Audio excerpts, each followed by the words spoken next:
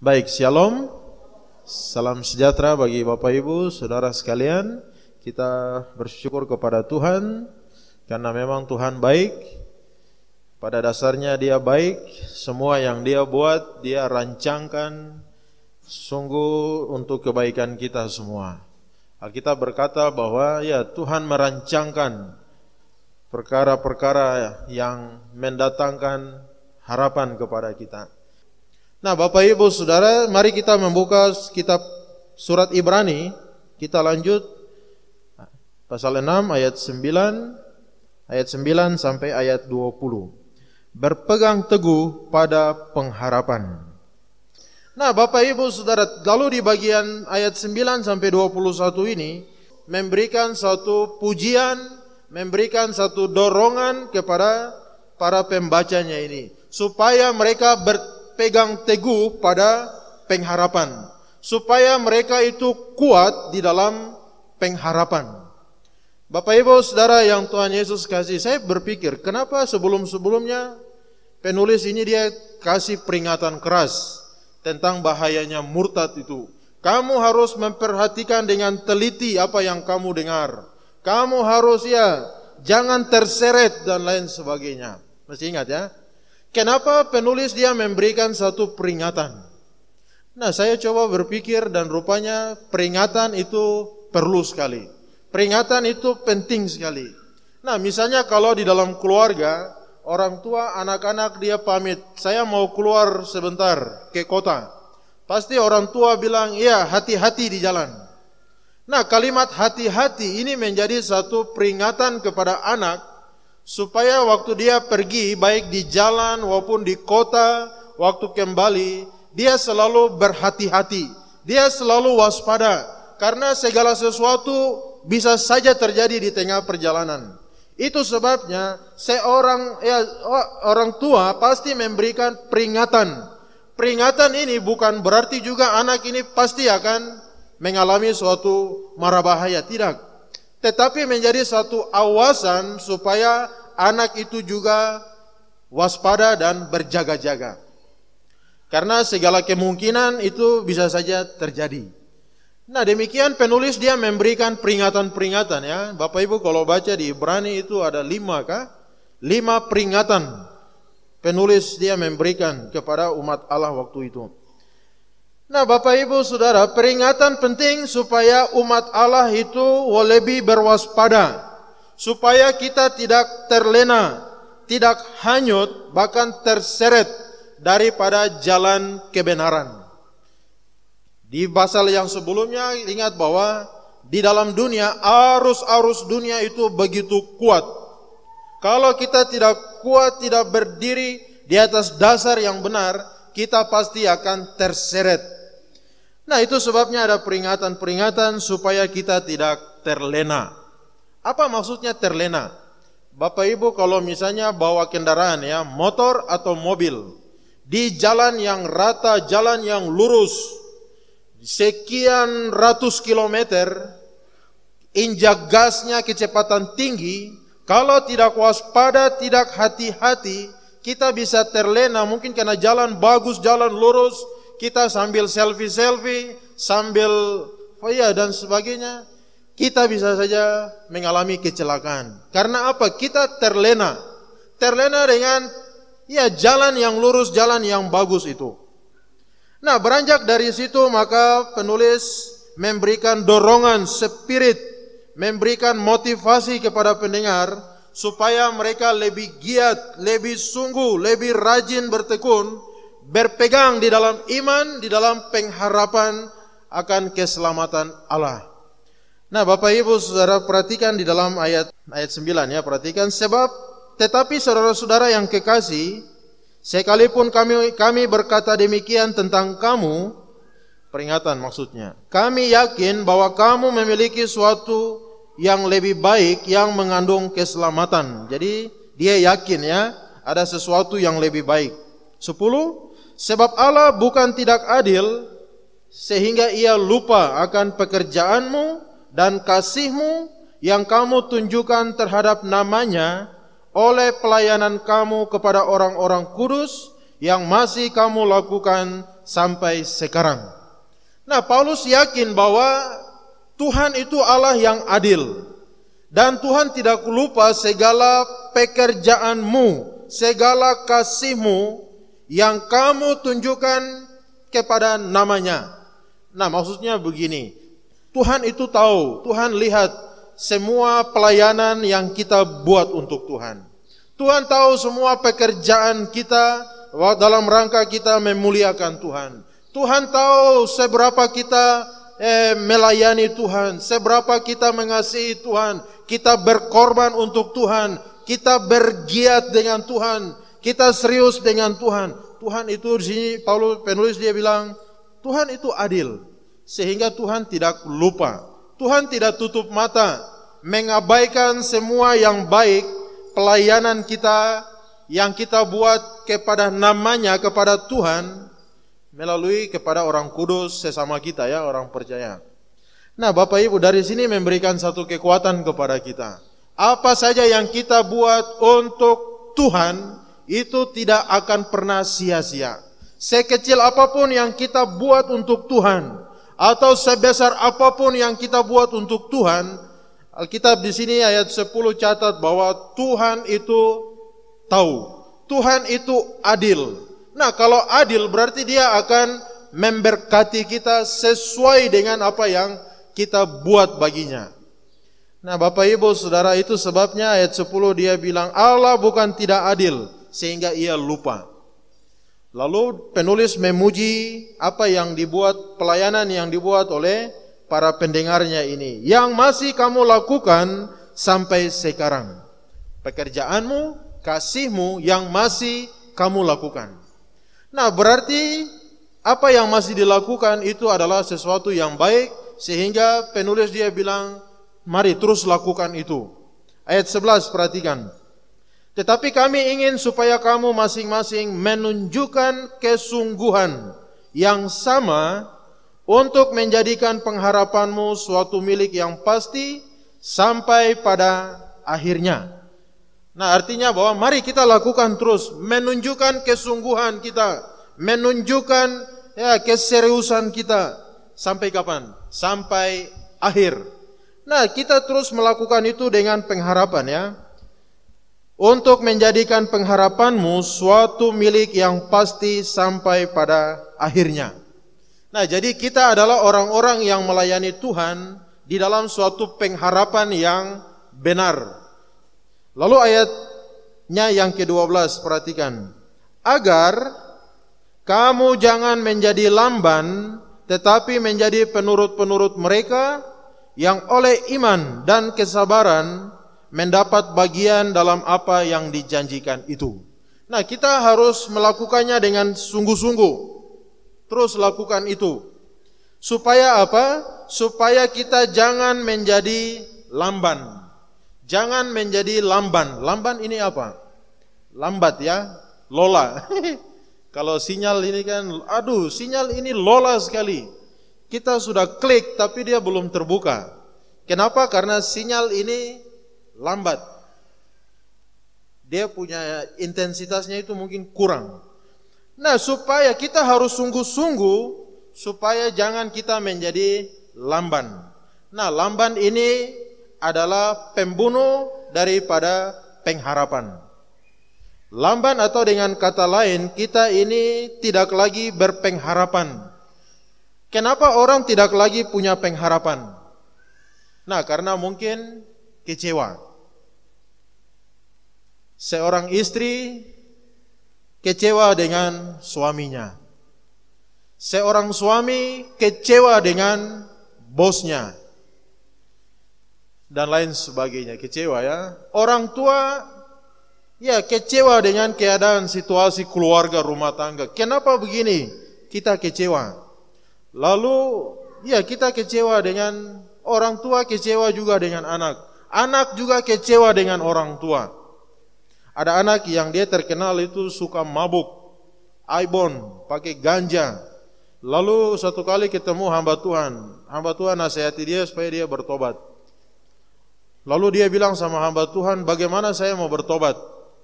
Karena saya bapak sendiri jalan dengan perempuan lain. Saya pun mama tidur dengan perempuan lain. Akhirnya saya kecewa sekali karena saya lihat orang tua saya out-outan. Orang tua saya itu tidak lagi harmonis, tidak lagi saling mengasihi satu dengan yang lain. Akhirnya kecewa. Ada juga jemaat yang akhirnya kecewa, tidak lagi bersungguh-sungguh dengan Tuhan. Kenapa? Katanya kecewa sama Tuhan, kecewa sama hamba Tuhan. Karena katanya hamba Tuhan, kalau kita setia membawa perpuluhan kepada Tuhan, Tuhan akan memberkati kita 100 kali lipat. Tapi saya sudah lakukan, malah ekonomi saya semakin turun. Akhirnya kecewa sama Tuhan. Ada juga yang mungkin karena sakit penyakit yang diderita dialami, sudah dibawa berobat kemana-mana, sudah didoakan, beban sudah dibawa sebarkan kemana-mana kepada hamba-hamba Tuhan. Tapi sakitnya juga tidak sembuh-sembuh. Akhirnya kecewa sama Tuhan, kecewa sama segalanya. Bapak Ibu, kalau sudah kecewa berarti pengharapan itu sudah semakin turun. Tetapi perhatikan, ada orang yang karena dia sakit, dia pergi ke dokter. Lalu dokter suntik dia dengan vitamin. Waktu dia suntik, dia pulang langsung dia sehat, dia segar.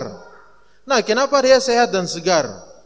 Padahal dokter itu hanya kasih vitamin yang dosisnya rendah sekali. Tetapi waktu dia disuntik, di dalam pikiran dia bilang begini, oh saya sudah disuntik, berarti saya pasti sembuh, saya pasti kuat. Jadi ada satu pengharapan bahwa dia pasti akan sembuh, pasti akan kuat. Jadi Bapak Ibu Saudara, sebenarnya itu obat itu ada di dalam pikiran kita. Kalau kita optimis, kita yakin, apalagi yakin dengan firman Tuhan, maka kita pasti akan punya satu pengharapan yang kuat. Nah, jangan menjadi lamban. Kalau kita sudah tidak lagi punya pengharapan kuat di dalam Tuhan, maka kita akan menjadi lamban. Kita seperti tidak lagi ada gairah, tidak lagi ada semangat. Kenapa? Karena sudah tidak ada harapan. Nah, harapan ini penting sekali. Nanti kita lihat seterusnya. Lalu kemudian dalam ayat 13 sampai kepada yang ke berapa itu? 16 ya. 17 sampai kepada 18. Oke.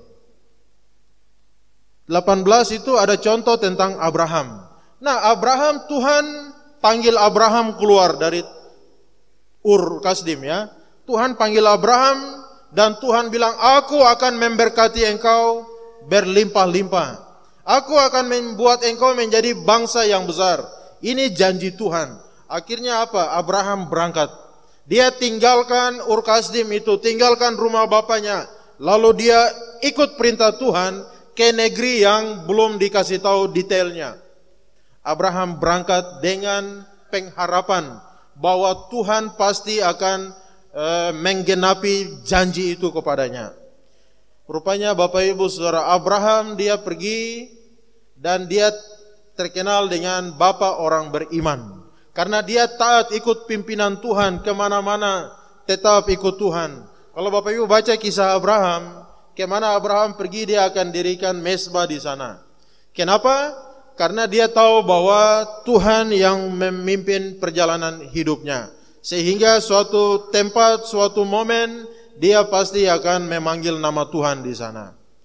Nah, Bapak Ibu, kemudian yang kedua, waktu Tuhan minta Ishak, Abraham, persembahkanlah anakmu yang tunggal itu kepadaku.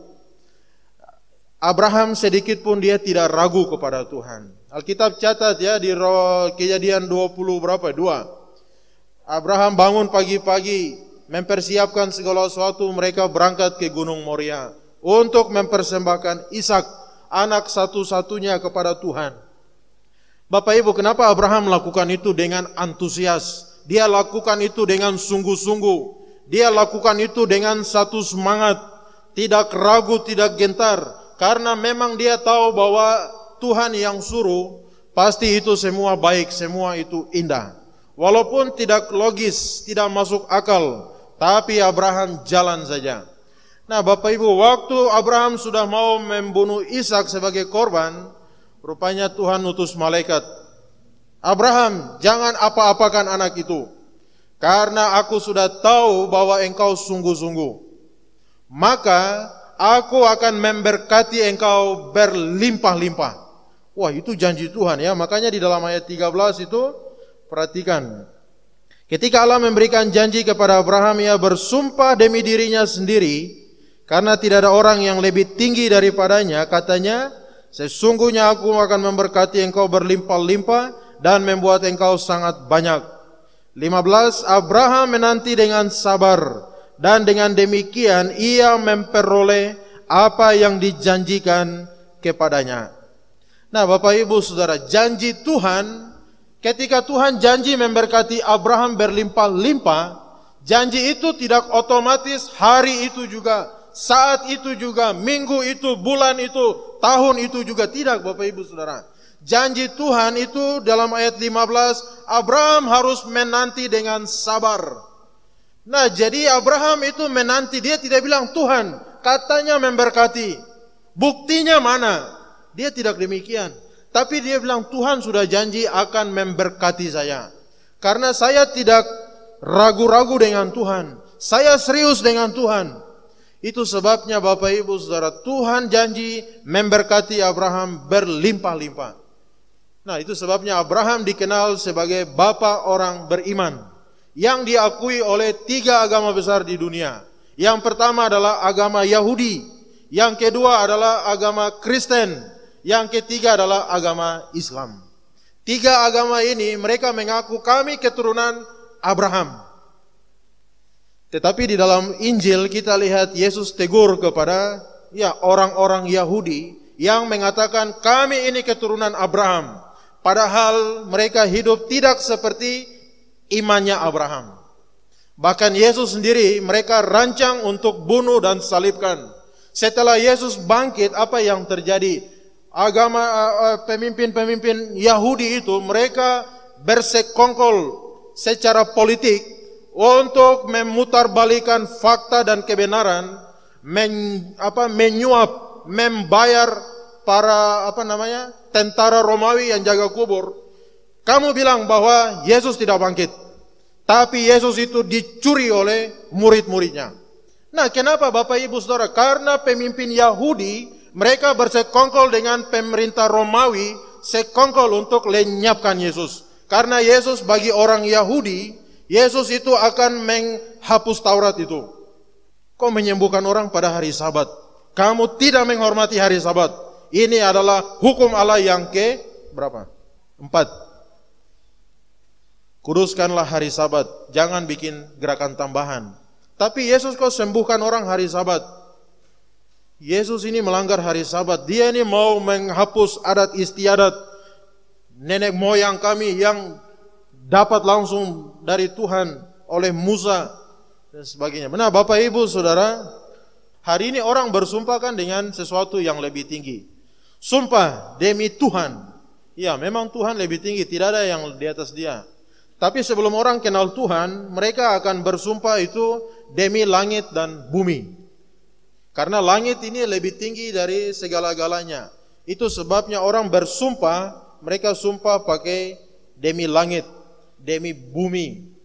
Tapi di sini Tuhan bersumpah demi dirinya sendiri, karena tidak ada yang lebih tinggi daripadanya.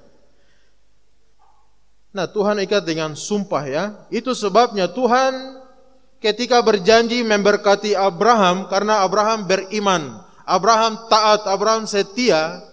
Dan Tuhan itu serius ketika Abraham itu serius. Nah, ini menarik Bapak Ibu Saudara. Tuhan punya rancangan yang luar biasa atas hidup kita. Tuhan mau memberkati kita secara luar biasa. Tapi seringkali kita tidak percaya kepada Tuhan. Seringkali kita curiga sama Tuhan.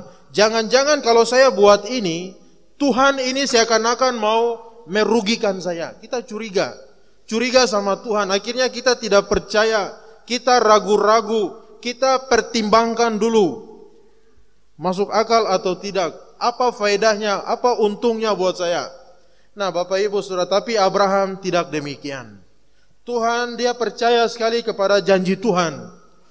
Itu sebabnya dia menanti dengan sabar. Bapak Ibu Saudara, iman itu salah satunya adalah kita sabar. Kita percaya tapi kita juga bersabar. Nah, dalam semua pergumulan hidup yang hari ini kita alami, baik itu masalah keluarga, masalah ekonomi, masalah pekerjaan, masalah masa depan dan sebagainya,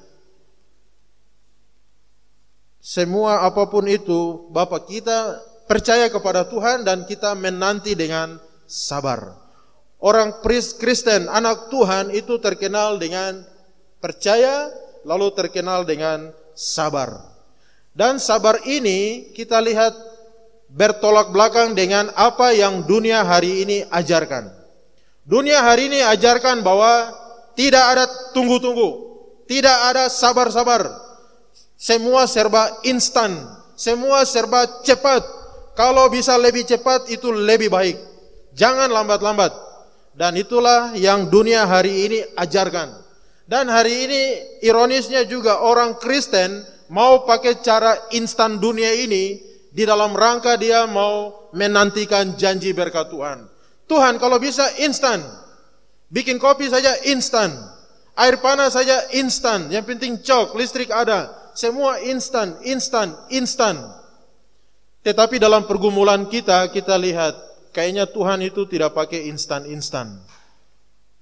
Bapak Ibu, tidak, kita beriman, janji Tuhan itu ya dan amin. Tetapi janji itu kita harus percaya dengan iman kita dan kita menunggu dengan sabar.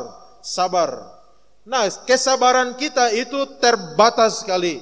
Stok sabar kita itu minus. Di minus itu artinya di bawah standar. Bagaimana kita bisa sabar menantikan janji-janji Tuhan? Tidak ada cara lain selain kita bersandar kepada Tuhan. Tuhan, berikan saya kekuatan, berikan saya kesabaran untuk tetap percaya, menanti dan berharap.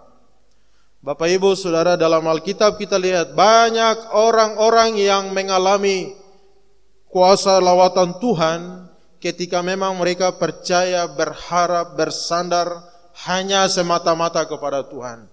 Ada seorang wanita di dalam Alkitab sudah 12 tahun mengalami pendarahan. Bayangkan ini pendarahan ya. Pendarahan ini kan kalau darah itu keluar banyak, kita ini menjadi lemas. Kita tidak ada kekuatan, pusing-pusing. Dan ini bukan hanya 1 hari, 1 minggu, 1 bulan, 1 tahun. Tapi Alkitab catat 12 tahun mengalami pendarahan. Dalam 12 tahun itu mungkin dia sudah bawa berobat kemana-mana. Tetapi masih keadaan tidak mengalami perubahan. Sampai suatu kali dia dengar tentang Yesus. Akhirnya apa yang dia buat? Dia pergi walaupun orang banyak. Dia bilang asalku jama ujung jumbai bajunya itu. Dia nekat, dia percaya, dia yakin sekali. Apapun yang terjadi. Karena memang solusi hidup, jalan keluar yang dia dapat itu waktu dia datang sama Tuhan Yesus. Perhatikan waktu dia pegang ujung baju Yesus, apa yang Yesus rasakan. Yesus berbalik dan Yesus bilang, siapa yang jamah saya? Yesus rasa bahwa ada kuasa itu yang mengalir. Wah, ini luar biasa ya. Yesus juga tahu bahwa orang ini memang dengan harap, dengan sungguh dia datang untuk menantikan pemulihan daripada Tuhan. Baik, dengan singkat artinya begini. Kita anak Tuhan, kita harus berpegang teguh kepada pengharapan kita. Kita harus kuat di dalam pengharapan kita. Apapun masalah, tantangan, kesulitan, pergumulan yang kita hadapi, kita harus berpegang pada pengharapan kita. Bahwa di dalam Tuhan tidak ada yang mustahil. Di dalam Tuhan pasti ada pertolongan. Di dalam Tuhan pasti saya akan dipulihkan. Saya akan diangkat. Saya akan dilepaskan, akan dimerdekakan di dalam Tuhan. Kapan waktunya itu terjadi? Tidak tahu. Tapi kita percaya bahwa Tuhan pasti pulihkan. Entah 1 bulan, 1 tahun, 10 tahun, Tuhan pasti akan genapi itu. Perhatikan waktu Tuhan bilang nanti Abraham punya anak, itu harus tunggu berapa lama? 21 tahun. Ada penafsir juga yang bilang 25 tahun. Wih, ngapain 25 tahun, 21 tahun? Terlalu lama. Nah, tapi perhatikan Abraham, dia menanti dengan sabar. Walaupun di tengah jalan kita tahu bahwa Abraham mau coba bantu Tuhan. Dengan cara apa? Istrinya bilang, "Bapak tidur dengan Hagar." Mungkin maksud Tuhan seperti itu, karena saya sudah tua, sudah lanjut usia, sudah menopause. Nah, Bapak Ibu Saudara, 21 tahun mereka sabar sampai Ishak lahir. Bapak Ibu punya doa hari ini, ada yang belum dijawab. Berapa lama Bapak Ibu sudah tunggu? Mungkin sudah tidak sabar, aduh Tuhan, kenapa Tuhan tega? Tuhan tidak peduli kah? Tuhan, kenapa keadaan begini? Aduh Tuhan, kenapa begini? Bapak Ibu, kita perlu iman dan kita perlu kesabaran. Dan itu kita dapat ketika kita bersandar kepada Tuhan, pegang tangan Tuhan, berharap hanya kepada Tuhan. Karena dengan kekuatan kita, tadi Saudara Paul menyanyi lagu itu, saya bilang, oh pas sekali dengan renungan pelajaran hari ini. Ku pandang wajahmu dan berseru, pertolonganku datang darimu. Nah, lagu itu dia berkata demikian. Dia tetap memandang wajah Tuhan. Karena pertolongan itu datang hanya dari Tuhan. Dia tidak mau alihkan pandangannya itu kepada yang lain. Waktu pandangannya beralih dari Tuhan, maka imannya itu akan merosot. Seketika itu, pada saat itu, waktu mata iman kita, pengharapan kita, kita beralih dari Tuhan, pada saat itu juga iman akan langsung merosot. Percaya atau tidak, nanti Bapak Ibu buktikan sendiri. Nah, Petrus waktu berjalan di air ya, guru suruh saya jalan di air. Waktu dia lihat Yesus itu memang dia percaya. Tapi waktu angin gelombang, dia lihat kepada gelombang dan angin yang besar. Akhirnya apa? Imannya down langsung. Oh Tuhan, saya jatuh. Yesus bilang, mana imanmu, percaya? Pandang saja kepada Tuhan.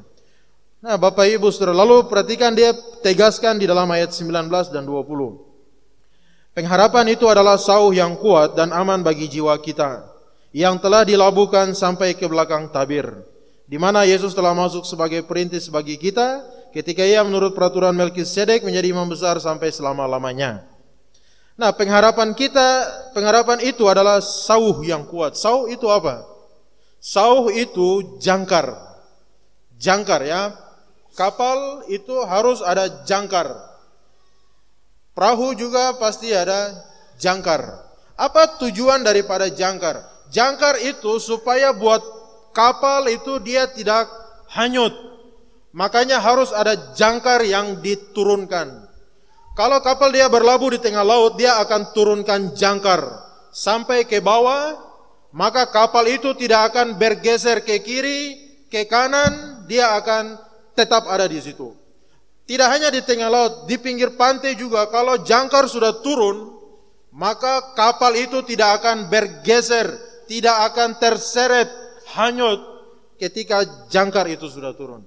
Nah, demikian juga dengan kita. Pengharapan kita itu adalah sauh yang kuat, aman bagi jiwa kita, yang dilabuhkan sampai ke belakang tabir. Nah, belakang tabir ini adalah tempat maha suci. Kalau begitu, apa bedanya sauh jangkar kapal itu dengan iman kita di dalam Tuhan?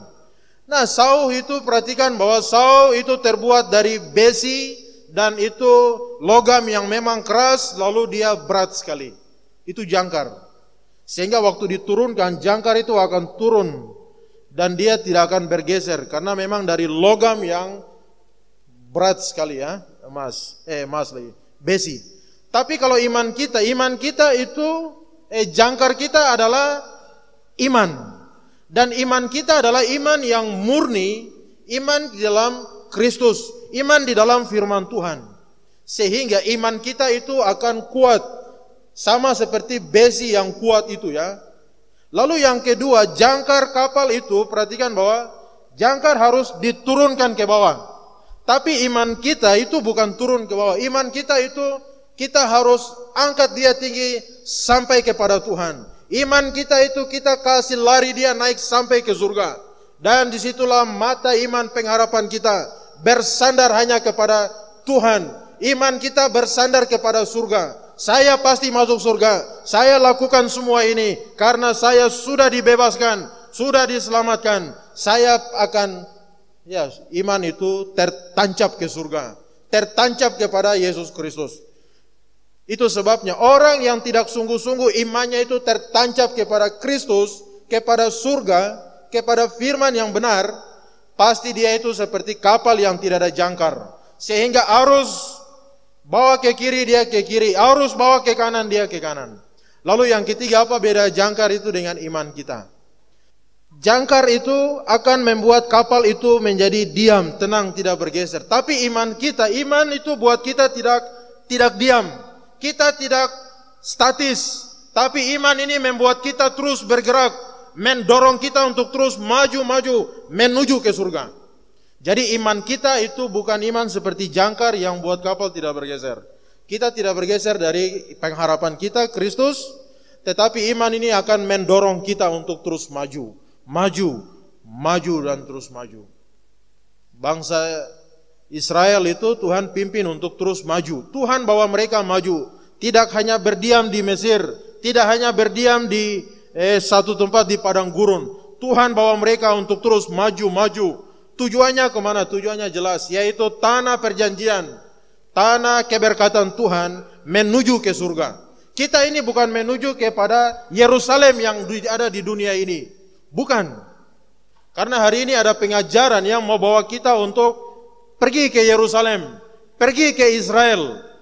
Kita bukan menuju ke sana, kita menuju justru ke surga. Itu tujuan kita. Dan di dalam Yesus Kristus yang menjadi jaminan pengharapan kita. Kalau kita lepas dari Dia, maka kita lepu. Ada orang bilang, jangan lagi pakai nama Yesus, pakai nama Yosua Hamashiach. Padahal itu sama saja. Yesua Hamashiach itu diartikan adalah Yesus.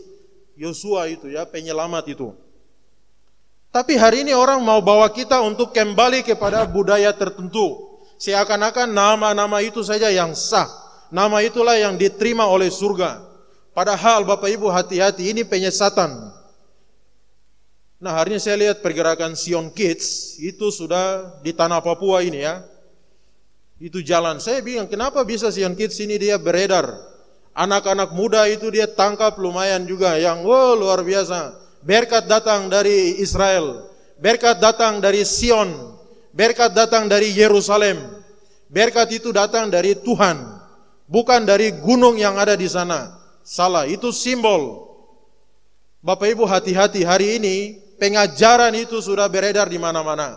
Lalu saya perhatikan orang-orang yang ada di dalam kelompok-kelompok itu, orang-orang yang bermasalah di sana, orang-orang yang tidak beres di sana, orang yang bermasalah dengan gereja, bermasalah dengan pemimpin-pemimpin rohani. Orang itu buat satu komunitas di sana, pakai embel-embel segala macam Alkitab. Nah, ini bahaya ya. Tapi hari ini kan gereja itu sibuk dengan hal yang lain, sehingga mereka itu jalan dan mereka aktivitas. Gereja di mana? Tidak tahu gereja sibuk urus apa. Gereja sibuk bikin apa? Gereja sibuk tidak tahu bikin apa. Gereja sibuk hanya dengan urus masalah. Gereja tidak urus orang untuk iman ini sungguh-sungguh murni di hadapan Tuhan. Nah, Bapak Ibu Saudara, ini keadaan situasi, tapi kita tidak usah kaget. Karena memang Alkitab bilang bahwa menjelang kesudahannya akan tampil banyak penyesatan-penyesatan. Nah, itu sebabnya Bapak Ibu Saudara, iman pengharapan kita itu harus seperti saw yang kuat, terus sampai ke belakang tabir itu. Ada satu penelitian seorang pakar yang meneliti di Timur Tengah ya, bagian Palestina di bagian Israel. Dia dapati bahwa 97% orang Yahudi itu tidak percaya Yesus adalah Tuhan.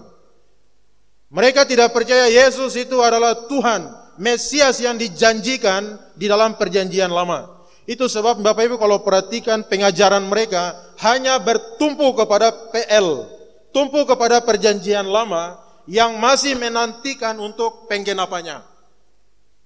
Saya tidak anti Israel, tetapi Bapak Ibu Saudara, Israel itu fakta sejarah. Itu adalah umat Allah di mana yang Tuhan pertama hadir di tengah-tengah mereka. Itu fakta. Tapi kita orang Kristen Itu berbeda dengan, nah jadi yang satu hal saya pikir demikian.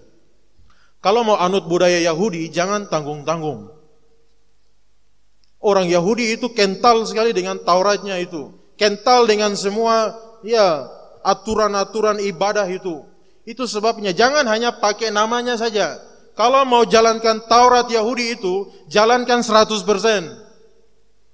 Jangan hanya namanya saja yang Yahudi, tetapi yang lainnya itu non-Yahudi. Itu kan setengah-setengah begitu. Ayat 19, pengharapan itu sauh yang kuat, aman bagi jiwa kita, dilabuhkan sampai ke belakang tabir, di mana Yesus telah masuk sebagai perintis bagi kita. Ketika ia menurut peraturan Melkisedek menjadi imam besar sampai selama-lamanya. Berpegang teguh kepada pengharapan. Ya, pengharapan itulah yang akan mengantar kita sampai janji-janji Allah itu akan digenapi di dalam kehidupan kita.